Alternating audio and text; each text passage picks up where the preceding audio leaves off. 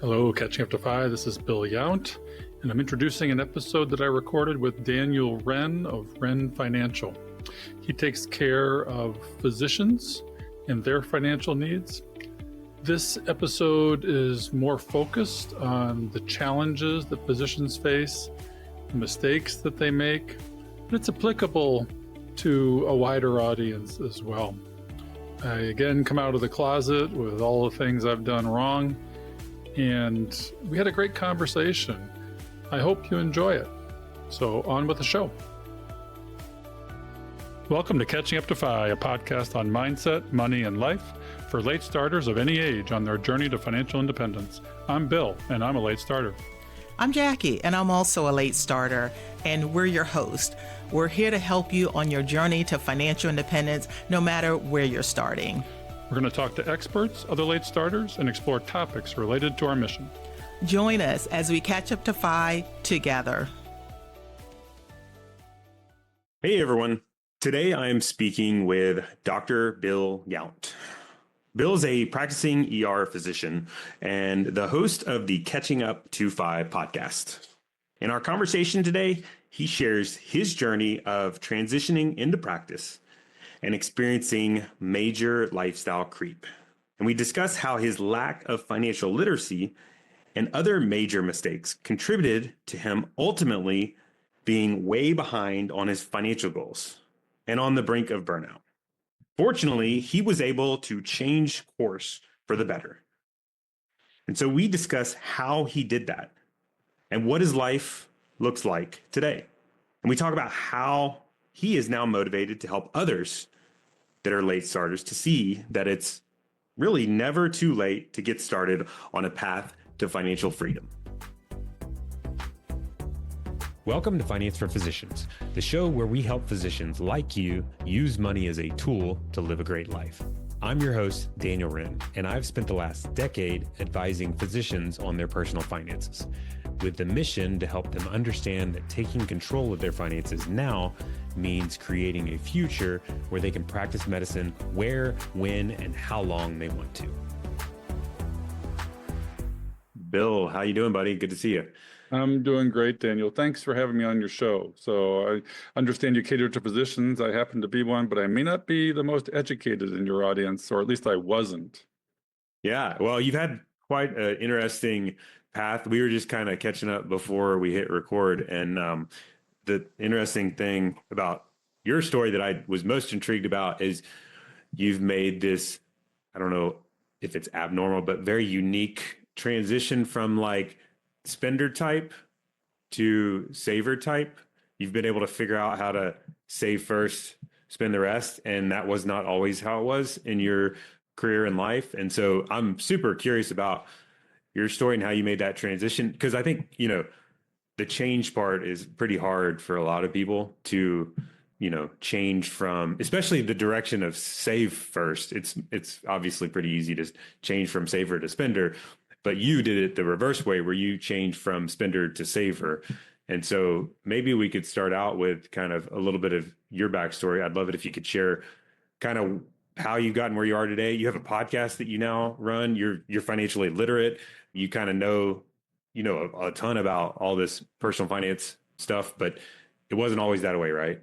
No. I mean, as always, it starts with your childhood mentorship, and I got no mentorship from my parents. I got no education at all formally about personal finance, and lived a life that a lot of physicians lead of deprivation, forced deprivation with low salary and high desires. And I came out of residency. I'm an emergency physician.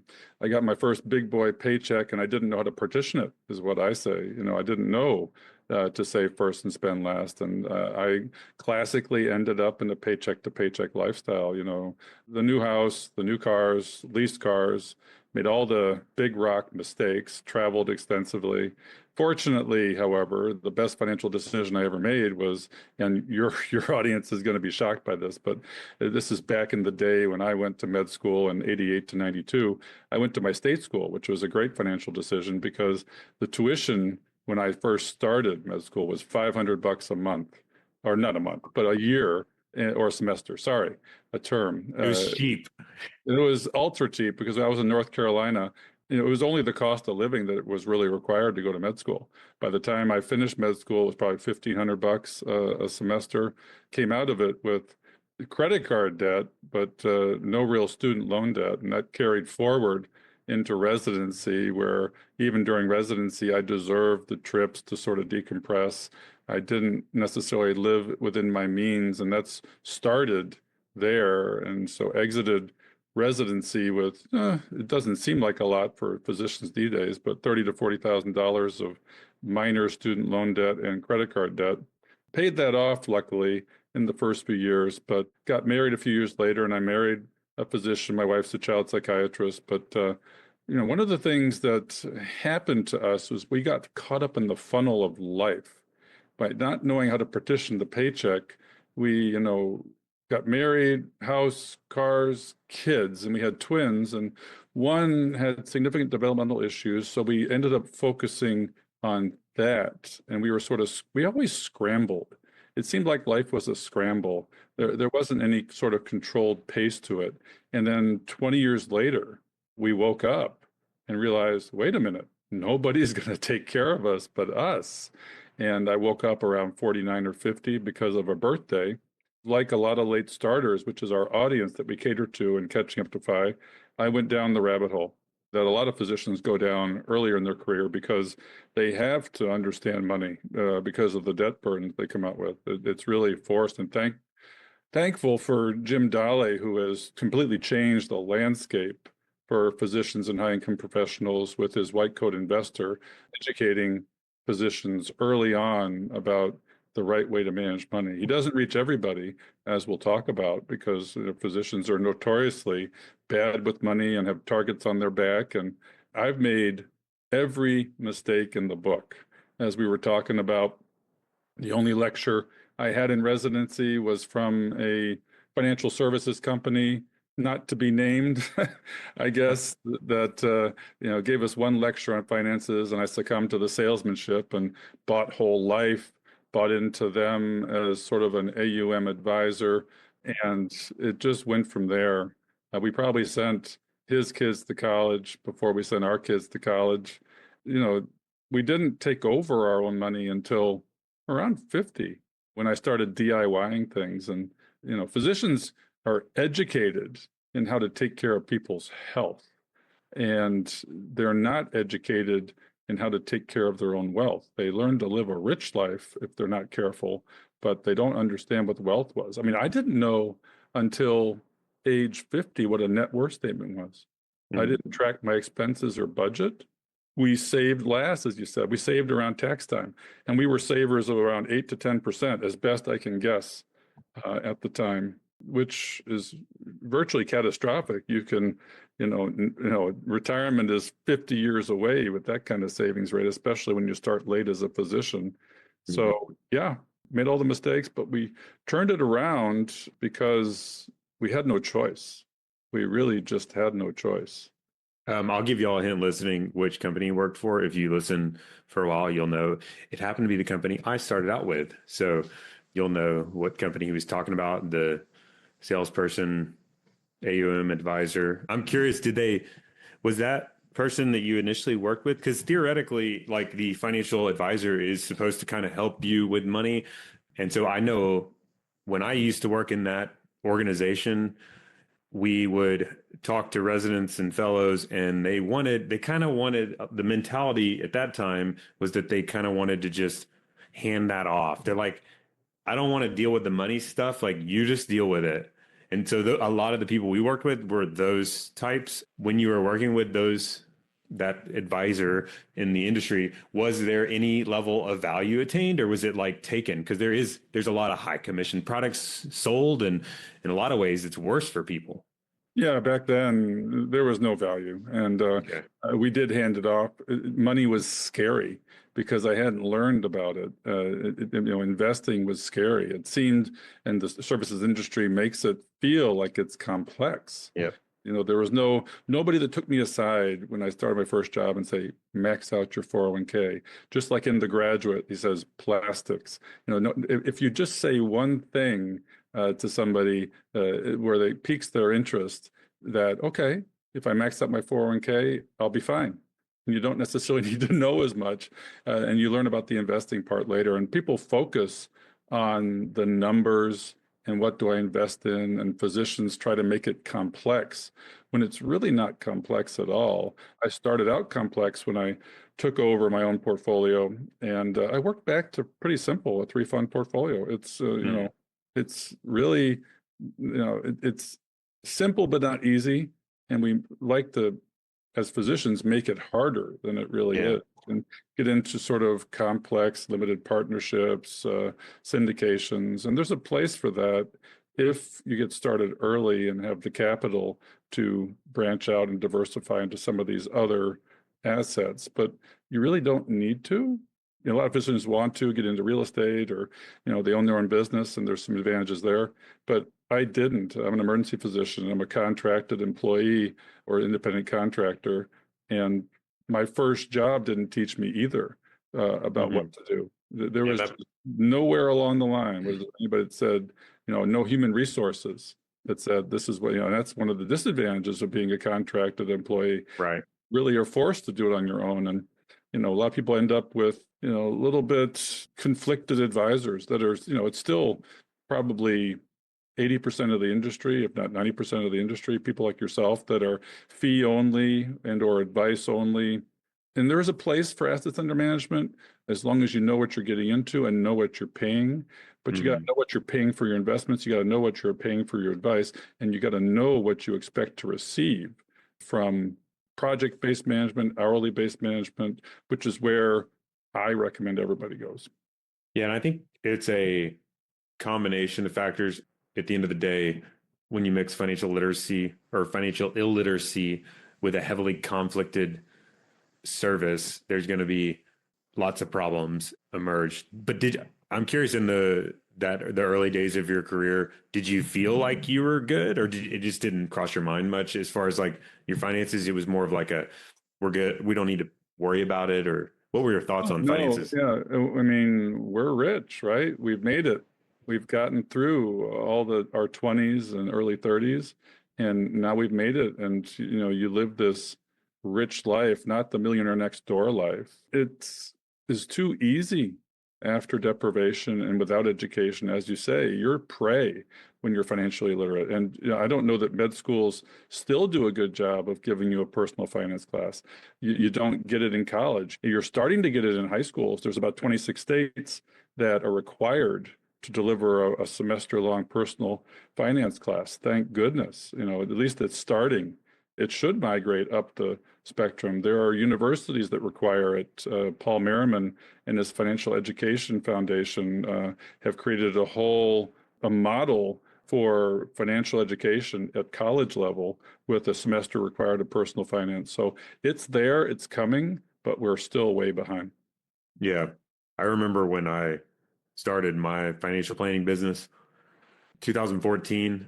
So I left the industry of, sales side of the industry, and then kind of had my Jerry Maguire moment. And I was like, I got to get away from here.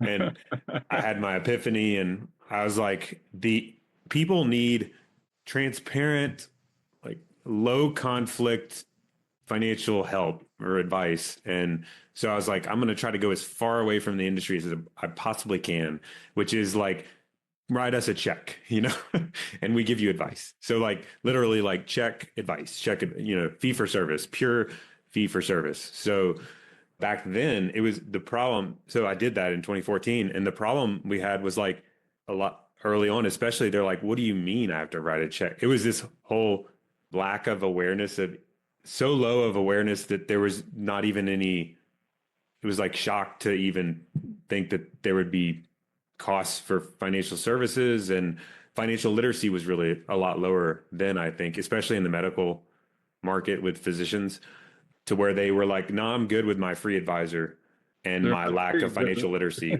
But if you think you have a free advisor, that means you're financially illiterate. That was me. I mean, you don't see the cost coming out of your portfolio. And if you have 1% and you've got, an AUM fee with a 1% if you're in actively managed funds, you are really hurting yourself with regards to millions of dollars that you could have if you didn't approach it more prudently from financial literacy is a language. We learn the language of medicine, we learn English, but it's a language that we all need to learn because it's universal. It's critical. How do you speak money? Right. Yeah, and I mean, you need to know at least the basics. You don't need to be an expert, but there's a whole lot of finance stuff. Like you start talking about investments and insurances and all that. You don't need to become an investment expert necessarily, but what we're talking about is like baseline personal finance or financial literacy. That I think should be the expectation, is that everybody has that at least foundational level of financial literacy. But as I'm saying that, like, what do you think is the foundational, what is adequate? Like, if I'm listening to this, I'm like, oh yeah, I got that. Like, how do I know I have that? Like, it's a language, but like, how do I know I'm financially literate enough?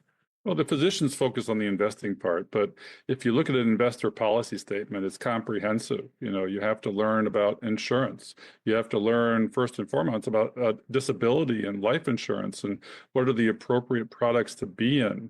I got sold disability by the same company that sold me whole life. It's not an occupation specific policy, and I didn't know what kind of risk I was dealing with. You got to know about estate planning. You've got to know about cash flow planning. You've got to know about a giving plan. There's so many aspects to a financial plan. In order to speak the language, you need to know what a good financial plan or investor policy statement looks like, so that when the shit hits the fan and the market does what it's done recently, you know what you're going to do. And the numbers come last. 80% of this is sort of mental, emotional, organizational. I always tell folks to pause first, plan second, and then pivot. But a lot of people want to jump in, especially late starters, jump in and catch up by like, okay, I need to take on a lot of risk in order to get where I want to go. And well, that may not be the case. Bitcoin isn't going to get you there. There is a standard progression for late starters that I'd like to sort of illuminate. When you wake up, there's a lot of shame, regret, remorse, anger. And you can get caught in the past, but you got to let go of the past and, plant that tree that maybe should have been planted 20 years ago, because you're only going to get healthier. This is about financial health and sort of backstops. And after that, you end up in this rabbit hole thing where you dive down into it. I've got, 2 shelves of books behind me here that I read because I was in analysis paralysis for probably a year, if not more, where I was too scared to take over my money because I had to know everything. I had to go through financial school. And you can read 1, 2, 3 books and know enough to speak the language. I mean, there's a few basic resources, a few basic podcasts. And for physicians that are in your practice, the White Coat Investor is a primary resource, or the Physician on Fire website is another resource. And whether it's podcasts or blogs, I mean, when I want to go to the Wikipedia of financial information, I just search White Coat Investor in whatever topic I want to learn. And there's going to be a very educated blog on that helps you say, with how do I figure out a backdoor Roth IRA? And there were things that not only did I not know a net worth statement, I didn't know anything. It's just catastrophic to think that. And I'm not the only one out there like this. I think that the average American and many, many physicians are late starters, just because America lives on pushing spending into the future with regard to accumulating debt. We're sort of debt-abetic. We're numb to it. And that's just the way of life. Yeah. So it's a way of life. And we've got to do better. And the folks that wake up need to help the others that may fall behind. I think Jim publishes a survey every year that hasn't changed in years, where 25% of physicians make it to age 60 without being millionaires. And that's just sad. That is just catastrophically sad, because you've shackled yourself to a job. And we should talk about burnout, because that is a real problem in medicine these days. I'll tell You think the majority of burnout is tied to finances? I think it's a huge part because people realize that I'm not where I need to be financially like I did, and I can't get out. That's stuck. You're stuck to because the career is the moneymaker. I mean, Yeah. Well, it's the debt burdens that they start with because, as Jim says, you got to live like a resident, and it's hard to do that for 3 to 5 years to pay off this massive amount of debt because you're ready not to live like a resident mhm. and do all the things that I did. And then I'll tell people, pay off your debt in 5 and, work for the money for another 15 to get free. And so fundamentally, if you do that starting in your early 30s, look, you're going to be by 50 retired early, 45 to 50, depending on how you do it. The journey doesn't change for late starters. It's the same journey. If you read the simple, what is it? So the shockingly simple math of early retirement by Mr. Money Mustache, Pete Adney, who we've had on our show, you can, your savings rate and the growth rate in the economy is correlated to how long it's going to take you. And we went, as we talked about before, from being single-digit savers without at tax time, what was left over we saved, to rapidly within a year or so, 35 to 40% savings rate. And I was like, where the heck did all this money go? Because our lifestyle didn't really change. I mean, it was just slipping through the sieve of life. And I wasn't tracking it. It wasn't budgeting. It just didn't pay attention to where it went. And physicians are fortunate because they earn enough money that they can backwards budget.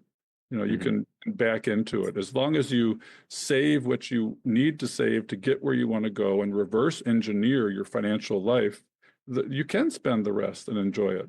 Is that what you mean by backwards budget is get the savings ironed out and then kind of back into what you're able to spend and then just kind of make sure you spend at that level and then you're good? Yeah, I mean, live on half, live on 60%, save 30 to 40%, and you'll absolutely get where you want to go in about 15 years. I mean, it's a virtual certainty. And that's the backwards budget. When you're lean and you don't have a lot of money, it probably makes sense to forwards budget and watch every penny. But as soon as you get to the sort of the higher income levels, as long as you hit your number saving and max out all your accounts, your 401ks, your 403bs, your Roth IRAs, your Roth 401ks, your HSA, and you follow a pretty standard cash flow waterfall plan and fill up your buckets, as I'm sure you've talked about on the show, it's a guarantee within 15, 20 years, you'll be free. And if you want to still practice medicine, great. You can practice on your own terms. You can practice part-time, and you don't have to be, humping it to, make your nut, so to speak. Let's take a quick break to talk about our firm, Wrenne Financial Planning. The goal of our podcast is to empower you to make better financial decisions. But sometimes the best financial decision you can make is to work with someone who understands your financial goals and has the expertise to keep you on track to reach them. That's where Wrenne Financial Planning comes in. We are a full-service financial planning firm that works with over 400 physicians and their families across the country. We charge a transparent monthly flat fee for our services and offer virtual meetings you can take from anywhere. Best of all, you'll get to work with a team that specializes in working with physician families. So whether you're starting out and wondering how you'll balance your student loan payments and saving for a home, or you are an established physician trying to figure out how to pay for your kids' college and how much you need to save to reach financial freedom, we can help. I'll put a link in the show notes to schedule a no obligation meeting with one of our certified financial planners. Wrenne Financial Planning, LLC is a registered investment advisor. For more information about our firm, please visit wrennefinancial.com. That's WRENNE financial.com. Yeah, I think there's several challenges. Well, maybe the first challenge that comes to mind is like every person I've ever talked to is like about their finances. They say the same thing. They're like, well, it doesn't feel like I spend that much. No matter, it's funny because it doesn't matter. Almost, it's pretty much independent of their income. It's like everybody says the same thing. I don't know where it all went. It doesn't feel like I spent that much. So there's got to be some level of awareness, whether it's like you were talking about the backwards budget, which is a more high level awareness of where your money's going, or like a forward looking budget or, counting your pennies budget, either way, you got to have some level of awareness, because I think that's separate than financial literacy, right? So we got two things we're talking about: financial literacy and then awareness. Because I think I have worked with people that are very financial, well, let's say financial planners. There's a lot of financial planners I know that are not doing very well with their personal finances. Oh yeah, I mean it's You know, it's really interesting. You can have CEOs. There are people that can manage billions of dollars, but are it's bankrupt. it's It's so it's that's part of it. It's simple. It's not easy. Like, it's straightforward, but it's when you get it put it into practice, it's much more difficult. So I'm curious your thoughts on that. Like, the awareness part is like, I feel like that comes secondary to financial literacy. Ideally, the financial literacy kind of builds into awareness, because you got to have the financial literacy first, right? Yeah, well, in order to talk to an advisor, and I think 80% of positions are going to work with advisors, which is good because you don't know what you don't know, and having a second set of eyes on things can really help you. So I don't discount that at all. I've been a DIYer sort of in a forced sense because I can't afford to spend on a financial advisor now, but I'm leaning towards, now that I've gotten 80% to FI, and we can talk about where I started and where I came from if you want. I don't care. I'm very transparent because Mm. transparency builds trust. Vulnerability builds trust. And I think that's what we're doing with our Catching Up to Fi show. First thing we did was tell our stories so that people feel safe in our community, which is large. I mean, we have 17,000 people in a Facebook community that's very active, talking about being late starter and asking their questions. And we have Bill Bengen in our community, Mr. 4%. He's there to help answer people's questions. It's really cool that we have Yeah. the newbies there and the seasoned veterans, and the need is incredible. Nobody talks to late starters. If you can search for it, who focuses on late starters on the financial independence journey, and I felt that I couldn't just hold on to this information for myself. I had to reach out to people and try and help them. And it's really resonated because we are a podcast that sees 5,000 downloads for a new episode. And you don't realize what that is if you don't understand podcasts, Yeah, but it's a lot. that is a lot. We're in the top 1% to It's like 2% of podcasts. top 1%. Is that top Yeah, 1%? in the Yeah. world. And we've lasted 2 years. Most podcasts only last 10 episodes. Mhm. And so we're reaching a big audience. We're almost at 1 million downloads in 2 years. We got this big community where people can interact. So the need is there, and we've seen exponential growth. We're trying to, through podcasts like yours, reach the people that need to find us, that aren't in the FI bubble. So I know your audience is 90% educated, but I would encourage them to say, okay, if you don't know what you're doing, and you can't actively teach somebody unless they're willing to listen. That was kind of my problem. You can't preach financial independence. You've got to, the student is ready, and the teacher will be there when they're ready. And that's true of personal finance because there's a lot of shame involved. I should know about this stuff. I'm a type A, highly educated person, but I'm illiterate, and I know what it's like to feel that you're illiterate.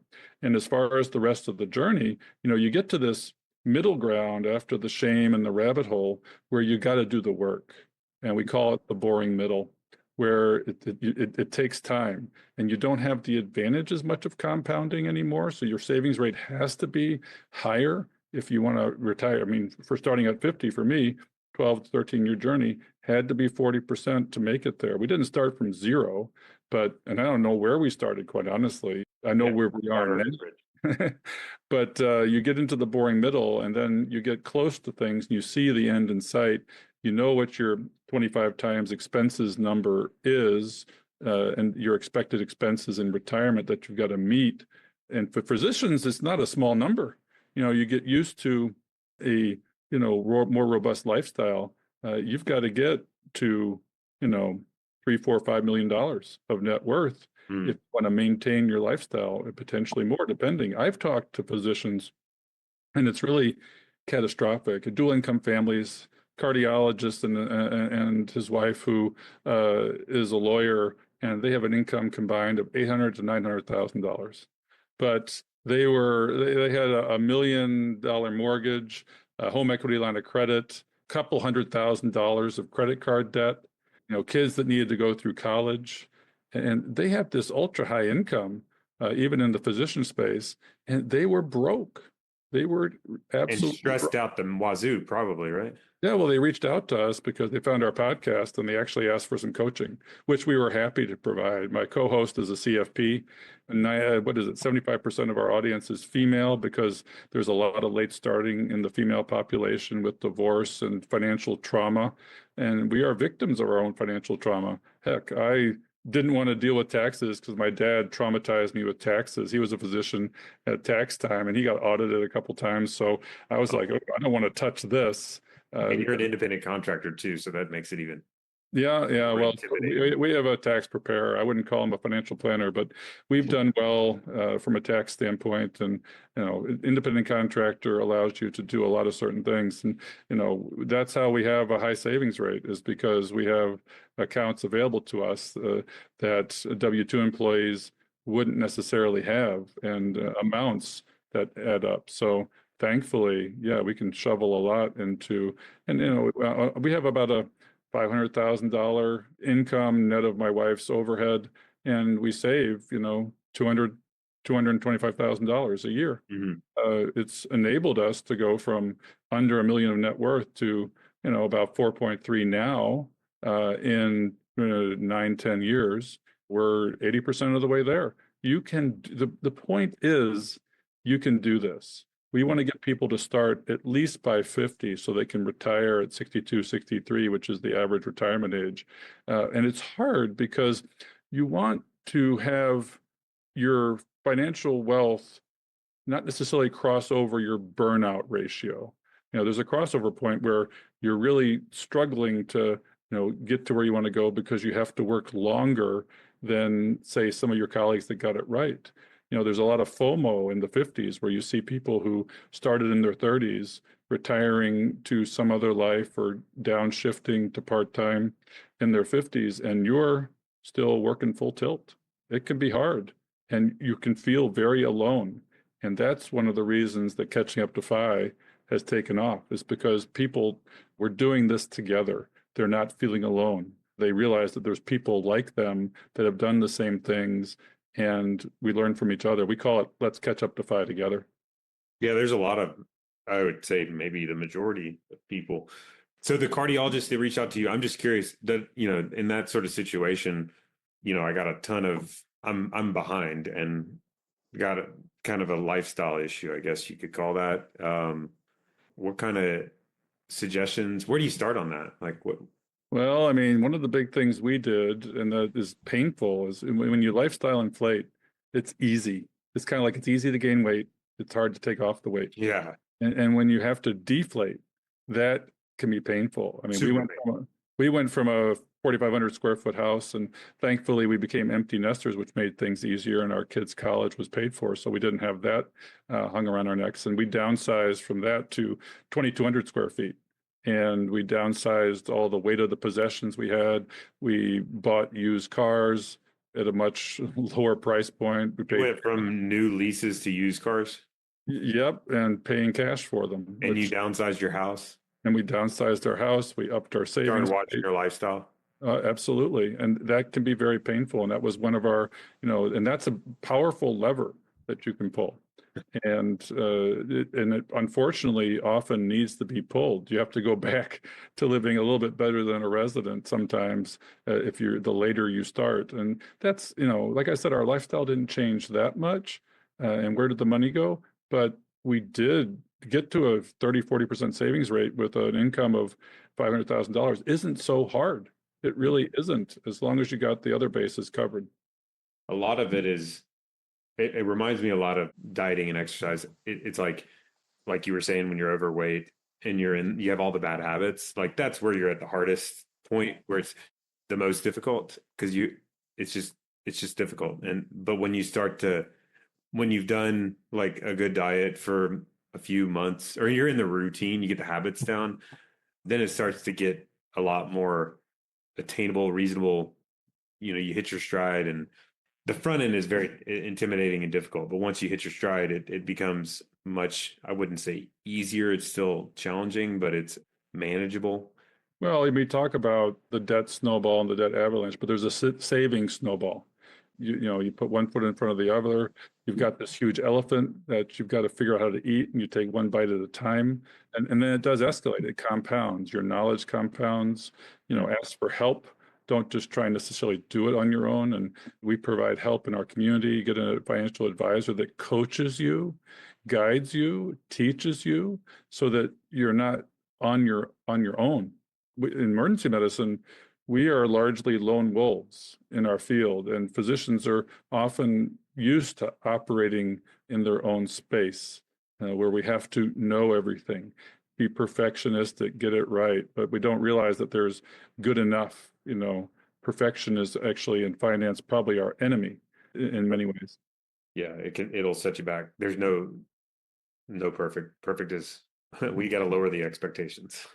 Exactly. I fully agree. And the message I want to get out there is it is entirely possible to catch up.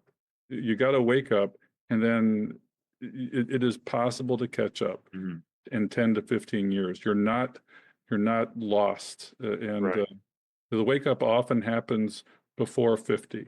Our audience is largely 40-year-olds that have gotten to that point, and they've overcome all the financial responsibilities necessary, or they're aware of all the financial responsibilities of being a new parent, a homeowner, and you're at the point where, okay, I can now pay attention to this. And if you start at 45, you're fine. You'll be done in your late 50s. So yeah, no problem. Don't lose hope. Yeah, and then early on when you start making good decisions, it's very similar to dieting too. It's like you don't lose weight or get fit after a month even. You start doing the good habits, but then it still takes a while to start to see results. And you got to be tracking the results too. So you kind of have to keep tabs on your personal finances, or have some level of like awareness of your finances, so that you can see that the stuff you're doing is paying off. Like the fact that you're managing your lifestyle, you should be, ideally you're tracking your net worth, so you can kind of see, the progress that you're starting to make. And then that just reinforces, like it kind of becomes its own little snowball, and you get motivation. But it all starts on that front end. It's a very difficult spot to be in on that front end. Like you said, with the shame and stuff like that on top of it, it makes it even worse. Well, there's a lost generation out there, or a silent generation, and it is the Gen Xers, because we went from defined benefit plans to defined contribution plans, and I didn't get the message. Nobody said, I grew up with my dad was a state employee. There was a pension, and he saved on the side on his own. He never talked to us about money, but that changed. That all of a sudden that changed. I fundamentally didn't know what a 401k was growing up at all. And so we got lost. This whole generation got lost in that transition, which is one of the reasons the late starters are often Gen Xers. One of the other things I've seen happen, let's say I've woken up kind of to this personal finance and have started to do the right things and, have awareness of my finances. One of the things I've observed with people is that because you got your career is like the generator of the income, which helps personal finances progress. They really start pushing the gas on the career pedal and go hard on making as much money as possible, go all in on that, or even side gigs or like real estate, or, they basically put more emphasis on their wealth generation, we'll call it, in order to accelerate all the other stuff they've now gotten like excited about. And so it's almost like they flip-flop and start to have problems because they are all in on, or have overcommitted on, because that all takes time, and mental capacity. Well, there are extra jobs. I mean, a side gig is an extra job. Real estate is not passive. Largely, it's an extra job. Despite that it's advertised that way. Is an extra job. I'm all about trying to lead a balanced life. You can't, you've got to be present in the moment. You can't let your past, weigh you down. And we always push things off to the future. That was, I see people that come into the ER that are like, okay, I just retired. I'm in my 60s. I'm entering my golden years. They come into the ER and I get to diagnose them with metastatic cancer. You can't push it off. You've got to live life as it goes. That's why living on half an income, living on, 60, 70% allows you to live life in the present, make the memories that people talk about and the experiences, and not necessarily accumulate the stuff. That's probably where all my money went, was accumulating stuff. Right. That, just weighs you down and doesn't really bring you happiness. We're on the hedonic treadmill, the rat race, and there's something known as hedonic adaptation, where, great, the new car feels good. The new car smell lasts a week or two till your kid vomits in the car. And then, it's no longer a new car, and it's a thing to get you from place to place. There's a reason why the physicians that drive Toyotas and Hondas are the millionaires next door. Honestly, you can tell who is rich but not wealthy often by the physician parking lot. Yeah. Yeah, it is a good indicator. You'd mentioned slow-fi. I'd love it if you could kind of break down what slow-fi is. I like the sound of it. Well, yeah, I mean, it's again leading the balanced life. You talked about people frugaling down, hitting it hard with all these jobs and wealth generation, but to what point? Right. What are the goals? What are their values? What do they don't have any time to spend any money, but it's very easy for your lifestyle to inflate as your income inflates, unless of course you're so busy that you're burning out fast and you can't spend it. So, for me, even though I'm a late starter, I downshifted my work to sort of roughly a 0.8 because I couldn't, run fast on that treadmill anymore because there was a physical limitation, fatigue. And, you've got to recognize that as you age, your capability to do nights, weekends, holidays diminishes. There is definitely a law of diminishing returns, and it's going to be harder, and you want to plan for that. That's why it's hard to get people to reverse engineer their lives. People who are financially savvy, make an exit strategy when they're starting out. Right. It's almost like, I don't know if the way I kind of think of it sometimes is that it's like you have a max lifetime hours that you can dedicate to your career. That's not totally accurate. Everybody's going to be different, but like, it's just the kind of a way I think about it. It's like, I've only got like 10,000 hours to dedicate to my career, for example, if I'm young or something. How do you spread that out? And so sometimes people really just cram it in and they hit their capacity and it's like, I'm done.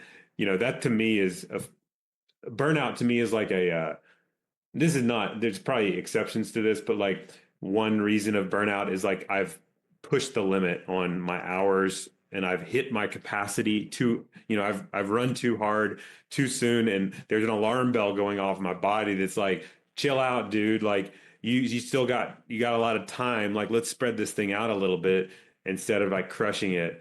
What's the rush? What's the rush? And what are you going to do for the remainder of your life? I mean, we have a lifespan that's 80, 90 years, and we have a health span that might be less than that. And if you're working all the time, you're going to be pretty immobile when you're old because you're not working out, right? Yeah, again, that's balance. There's many forms of capital, and health is one of them. And we tend to not focus on our own health as physicians.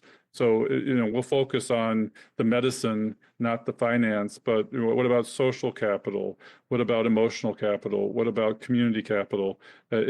Capital is not just financial capital. But I think having a different perspective on finances or mindset around finances, it's not, we got to get away from the consumer mentality. Like, when you're a consumer, you just spend it. And, so then you get used to it, and then income goes up, and then you're spending more. And you're like, how did I get there? We grow up in that society. That's the culture where we're in. That's one of the problems. There's systemic issues that we're fighting against. Debt is normal. Consumption is normal. We have to, and it creates habits. And we talked about habits earlier. You build on these habits, and these habits can, compound against you, or they can compound for you. Right. It's like I got all this stuff that I got to pay for. So I work 100 hours a week, and I have no time left because I got to keep going on all this stuff. And then my lifespan's going to be diminished. I'm not going to be happy, and my health's going to deteriorate. as a result of this pursuit of all this materialism. Well, one of the things that physician families will do is they'll put their kids in private school. Why is that? And then they'll pay for the most expensive colleges. Well, they're again pushing off their retirement, and that's another big nut people don't talk about is, what are you doing for your kids' school? And that can, again, you're holding your retirement hostage to wanting things that may not, where there's a law of diminishing returns, it may not actually change. We talk about P equals MD. I recommend to people going into medicine, if they want to go to the cheapest medical school possible, where they're going to get roughly an equivalent education and they won't have the debt burden. You go to public school. And if you're not ready for college, go to community college. There's no shame in that. And then transfer into another college, your state school. Go to your state school like I did. And we're going to see that more and more. And those schools are becoming highly competitive, and people get it. There's, the generations now, Gen Z, Gen Y, they're all more focused on lifestyle. I don't want what the boomers and the Gen Xers did or had to do. I don't want that. I want more balance. I want a slower approach to life.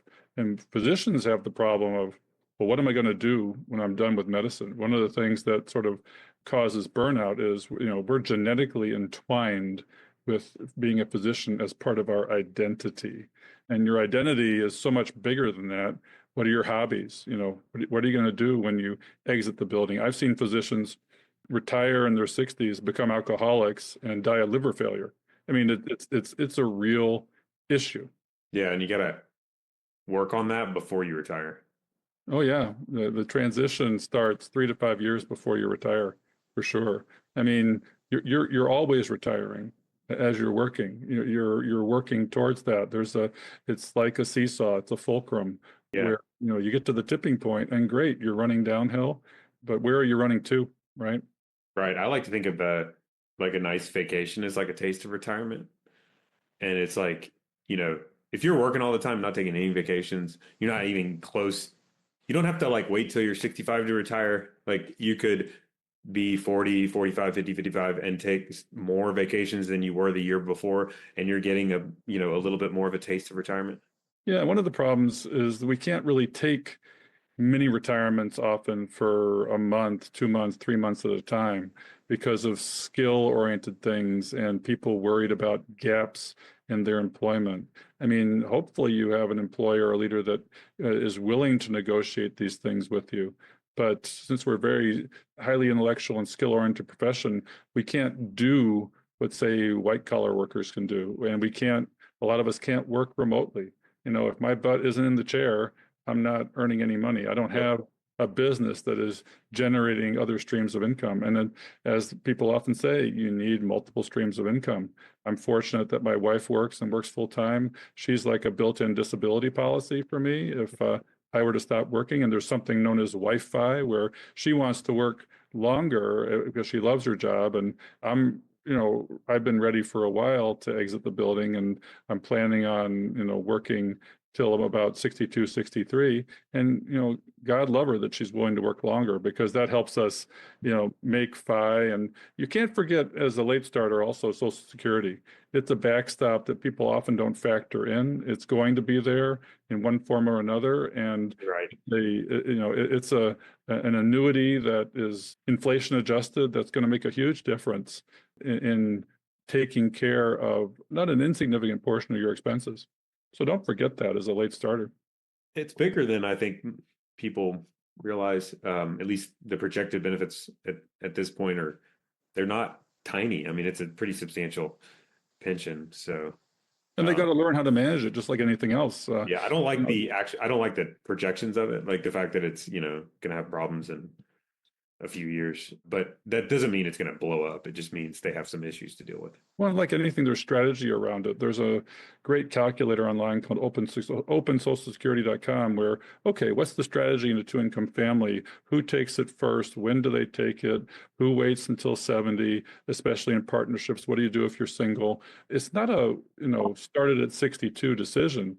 because I'm gasping. You want to, as a physician and a high income earner, because of longevity in life, have the high income earner wait till they're 70. There's so many nuances to financial decisions that you have to educate yourself about. That's why it's good to have a second set of eyes on things like yourself. Yeah, yeah, and your group as well. And I know the podcast has been a fun experience of, getting out education that's important to people. And that's what you're doing as well. Catching up to FI is your podcast.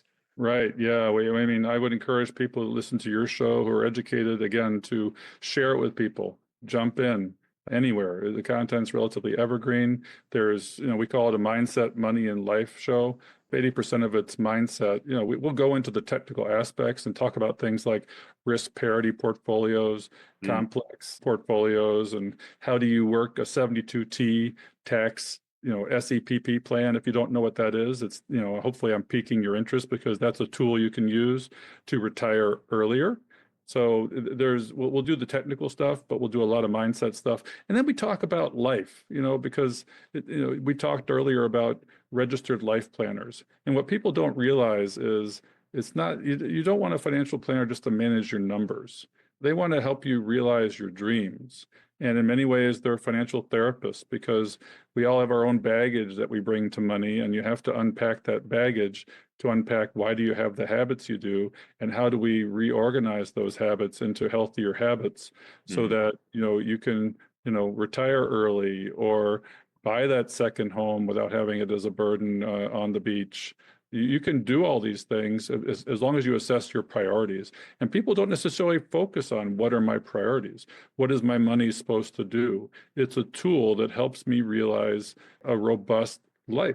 Right. Yeah, it's a tool. It's not, net worth is not really, I mean, it's an important metric to track, for example, to see how you're progressing. But the question is progressing to what? Progressing to more net worth in itself doesn't do anything for you. Yeah, and but you reach your number, you can retire. Then what? Right. For me, it's going to be podcasting. I see no end for this. I mean, and I probably will take better care of my health when I'm not working than I am now, and hopefully improve my habits there. And I will travel more with my wife and see my kids and be a grandparent, hopefully someday. You want to have time for these things, and you want to have the health in order to be able to do these things. And money without health is not wealth. Right. Yep. You got to think about all of it. Well, Bill, it's been fun catching up with you. I've appreciated you coming on, and make sure y'all listen and check out Bill's podcast. Especially if you're later in your career, and I know that's the focus area for your group. Yeah, I mean, you can reach out to me personally at bill@catchinguptofi.com. I love meeting new people. I love chatting about this stuff. That's the best part about this financial literacy space. As an adult, it's, say, harder to make adult friends physically. How do we live longer? We have community. That's the number one thing, is to have a well built out community, a network. And I'd say 80 to 90% of my friends are in the financial literacy space. I see them virtually. I go to conferences like Bogleheads, FinCon, Economy is a conference, and I see them every year. So they become real friends in real life. I mean, I've seen my co-host of the show 6 times in the last 6 months because of the conferences we've gone to and our proximity. Yeah.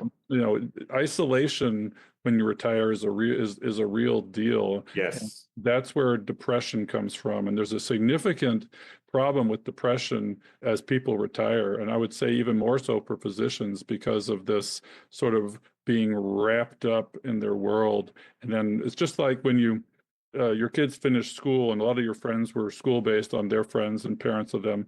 When you finish work, and when I walk out the door for my last shift, I'm going to be forgotten the next day. Yeah. And I'm not going to carry necessarily my work friends forward. So it's just like exercising your body. You've got to exercise your relationships, if I may say so. Right. Yeah. And that's one of those things. You gotta keep up the exercise. You gotta hit the gym. You gotta text your buddy happy birthday, or you got to keep up with your friends. It's not easy. It doesn't happen by default. Yeah, we've made new friends here today. I've gotten to meet you. Thank you for reaching out. Thank you for inviting me to be on your show. It isn't just about my story. It's about using my story to reach others. And I hope we've done so today. Yeah, I think we have. I appreciate it, Bill. All right. Well, we'll see each other hopefully soon and meet you in real life. No guests or clients appearing on the podcast received any form of compensation for their appearance and obtained no other benefit from us. It should not be assumed that every client has had the same experience.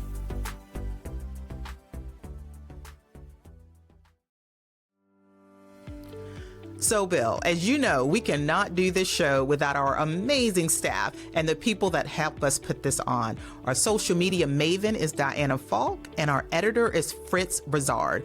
We love them, and they keep us going. Yeah, Jackie, I mean, this show wouldn't have the quality it has without our folks, our peeps. And we'd also like to give you a few calls to action for the show. We love our community, and we hope you love us back. If you would like to support the show and our mission to help late starters, you can do that at Buy Me a Coffee, which is a platform that allows you to make a donation. The link is in the show notes and on the website. Check out the show notes for resources mentioned in today's show.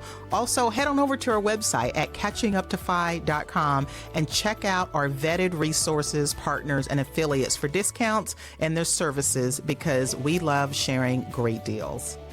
Please share the show with others and head on over to our Facebook community to help us grow. If you prefer video, head on over to YouTube and watch the show there.